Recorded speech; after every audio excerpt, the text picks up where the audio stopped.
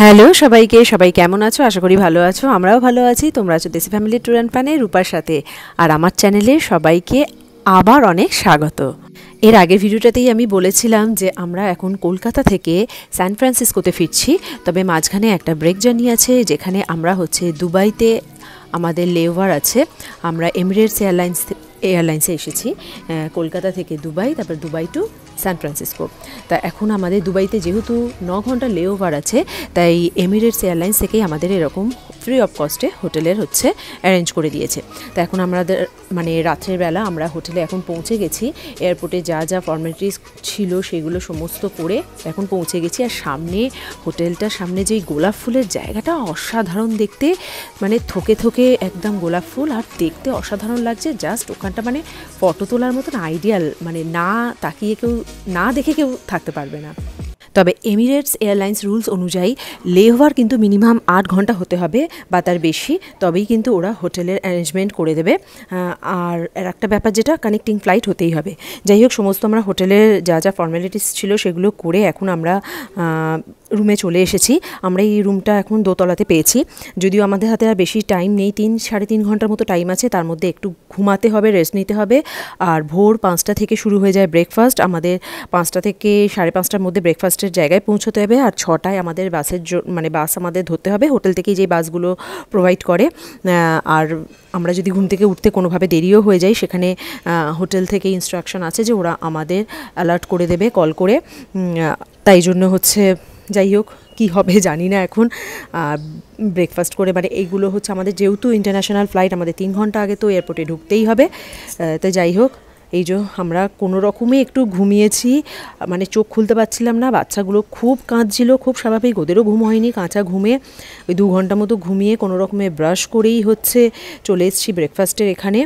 তবে কালকে বলবো না, আজকেই যখন রাত্রেবেলা হোটেলে ঢুকছিলাম, তখন হোটেলে ঢোকার মুখে প্রচুর শপ ছিল, যেখানে অনেক জামা কাপড়, তারপর পারফিউম, অনেক রকমের জুয়েলারি ওখানে দেখছিলাম সেল হচ্ছিল। খুব সুন্দর সুন্দর দেখতে।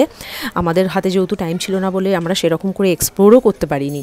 যাই হোক, প্রচুর রকম খাবারের আইটেম আছে, কিন্তু এত ভোরবেলা খাওয়াটা যে খাওয়া যায় না। আর বিশেষ করে তো রিক তো এই স্ক্র্যাম্বল এগ নিয়েছে আর প্যানকেক, আমিও তাই, কিন্তু কতটাকেই খেতে পারবো জানি না। শ্রী তো একদমই খাইনি, একটুও না। রিক ওই একটুখানি খেয়েছে কোনো রকমে। আমরা কোনো রকম নাকে মুখে গুজে এই যে বাস এসে গেছে, জাস্ট হ্যান্ড লাগেজগুলোকে নিয়ে বাসে উঠেছি। তাও 6টা বাজতে 10 মিনিট আগে যে বাসটা ছিল সেই বাসটা আমরা ধরতে পারিনি, 6টার বাসটা ধরেছি। যাই হোক, এবার ঠিক টাইমে আমরা পৌঁছে যাবো। যে কটা সিট, পুরো বাস ফুল হয়ে গেছে। যখন আমরা ব্রেকফাস্ট করতে আসি তখন তো পুরো অন্ধকার ছিল। এখন আস্তে আস্তে সানরাইজ হচ্ছে, এই যে অনেকটাই সকাল হয়ে গেছে, আর দূরের আকাশটা পুরো হলুদ হয়ে আছে সানরাইজ হচ্ছে বলে। ভালোও লাগছে দেখতে। একটাও তো লোক বা গাড়ি সেরকম এখনও নেই রাস্তায়। আর জায়গাটা খুব সুন্দর লাগছে, সকালবেলা একদম আর্লি মর্নিং। আর প্রচুর হোটেল এই জায়গাটা, যেহেতু এয়ারপোর্টের থেকে খুব সামনেই জায়গাটা, তাই প্রচুর হোটেল, সুন্দর সুন্দর দেখতে হোটেলগুলো, আর হাইরাইজ বিল্ডিং। আর এই যে রাস্তায় প্রচুর এয়ার হোস্টেসদের দেখছি আসা যাওয়া করছে। যেহেতু এয়ারপোর্ট থেকে খুবই কাছে এই জায়গাটা, আর প্রচুর হোটেল ভর্তি, তাই মনে হয় এইখানে এত এয়ার হোস্টেসদের দেখা যাচ্ছে। ওনারা ডিউটি শেষে হয়তো এখানকার হোটেলগুলোতেই এসে থাকেন, রেস্ট নেন।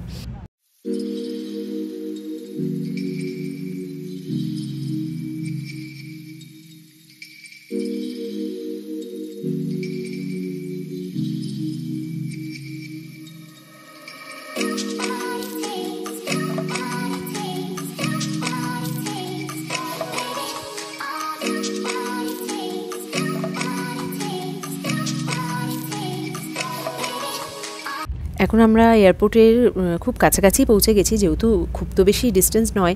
আর শ্রী তো আর পারছেও না, ঘুমিয়ে পড়েছে। আবার ওকে ডেকে তুলতে হবে, প্রচণ্ড ঘ্যান করছে, খুব স্বাভাবিক।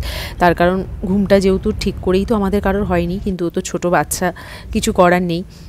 এই যে এখন জাস্ট আর 1-2 মিনিটও লাগবে না, একদম কাছাকাছি পৌঁছে গেছি।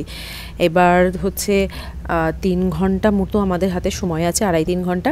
আর একদিকে ভালো, আমাদের হাতে শুধু ক্যারি অন লাগেজগুলো আছে, আর কোনো চেক ইন লাগেজ নেই। তাই জন্য হাতগুলো একটু হালকা মনে হচ্ছে। একেবারে সেগুলো আমরা এসএফওতে গিয়েই পাবো। এই যে চলে এসেছি। প্রচুর এরকম এয়ারপোর্টের বাস ঢুকছে, যে দেখতে পাচ্ছ।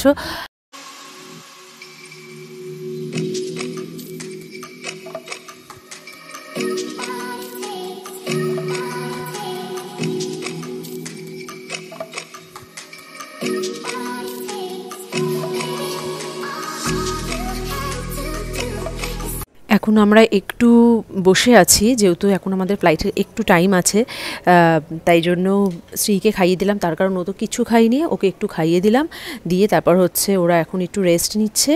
যেহেতু এখানে ওই চেয়ারগুলো থাকে না বিশাল বড় বড় কাউচের মতো, ওখানে বেশ পাটা ছড়িয়ে রেস্ট নেওয়া যায়। ওরা একটু রেস্ট নিচ্ছে, আমি একটু এদিকে এলাম। এত সুন্দর এই জুয়েলারির মানে এই শপটা দেখে আর চোখ ফেরাতে পারলাম না। মানে দারুণ দারুণ স্টোনের দারুণ দারুণ জিনিসগুলো রয়েছে, গোল্ড রয়েছে, প্ল্যাটিনাম রয়েছে, আরও অনেক কিছু ডায়মন্ডের খুব সুন্দর সুন্দর সেট রয়েছে। খুব ভালো লাগছিলো দেখতে। আর এই যে এবার অ্যানাউন্স করে দিয়েছে আর কি, আমরা এবার যাই, কিউতে যাই। সব আস্তে আস্তে যাচ্ছে। এই ফ্লাইটে আমাদের এখন সময় লাগবে এসএফও পৌঁছোতে প্রায় 15 ঘন্টার মতো।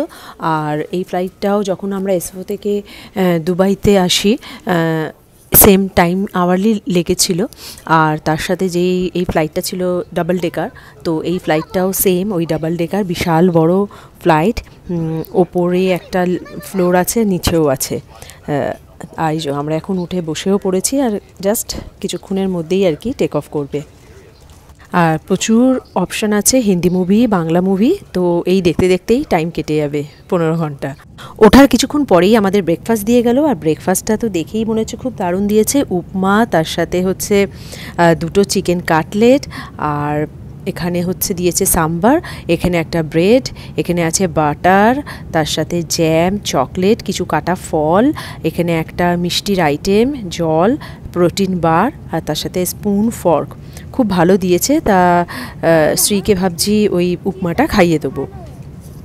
সবাই ব্রেকফাস্ট করে মোটামুটি একটা জোরদার ঘুম দিয়েছে, তার কারণ এত সকাল সকাল ফ্লাইটটা ছিল, খুব স্বাভাবিক। মানে ঘুমটা খেয়ে দিয়েই হচ্ছে খুব জোরদার ঘুম পেয়ে গেছে। ওখানে শ্রী, রিক, শুভ্র সবাই ঘুমাচ্ছে, আমিও ঘুমাচ্ছিলাম, তাই একটু এলাম এই সাইডটা। এই যে সেই সিঁড়ি, এটা হচ্ছে ওপরে দোতলাটায় চলে গেছে আর কি, এইটা আপস্টেয়ার্স দিয়ে।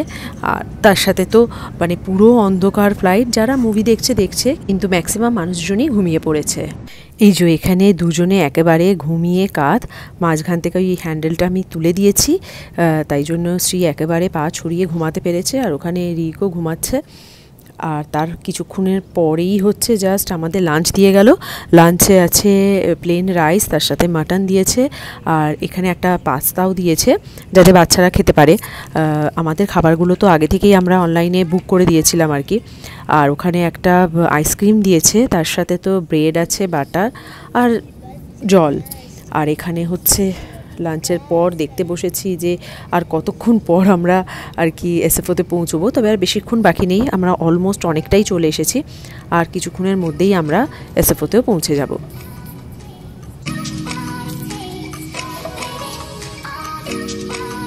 আর কিছুক্ষণের মধ্যেই আমরা ল্যান্ড করব, তাই ল্যান্ড করার আগে হচ্ছে এরকম হট টাওয়েলস দিয়ে গেছে যাতে সবাই একটু রিফ্রেশ হয়ে যায়।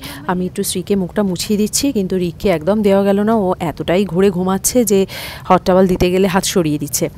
বাড়িতে ফিরেই আবার রোজকার ছকে বাঁধা কাজ শুরু হয়ে যাবে। আর কাজে যতটা ব্যস্ত থাকা যায় ততটাই মন খারাপটাও দূর হয়ে যাবে তাড়াতাড়ি, আশা করি। বাচ্চাদের স্কুলও খুলে যাবে আর কিছু দিনের মধ্যে, যদিও ওই জন্যই আমরা হাতে একটু টাইম নিয়ে এসেছি যাতে জেট ল্যাগটা কেটে যায়। এই যে আমরা লাগেজ কালেক্ট করে এয়ারপোর্টের বাইরেও বেরিয়ে গেছি। তাহলে আজকের ব্লগটা আমি এখানেই শেষ করছি। কেমন লাগলো কমেন্টসে জানিও, যদি ভালো লাগে একটা লাইক করে দিও। আরও নতুন নতুন ব্লগ দেখতে হলে আমার চ্যানেলটা সাবস্ক্রাইব করে নিও। টিল দেন সবাই খুব ভালো থেকো, সুস্থ থেকো। আবার দেখা হবে নতুন একটা ব্লগে। সবাই খুব ভালো থেকো, সুস্থ থেকো। বাই। বাইরে বেরিয়ে কিন্তু বেশ ঠান্ডা ঠান্ডা মনে হচ্ছে, মানে একটু ঠান্ডাই আছে।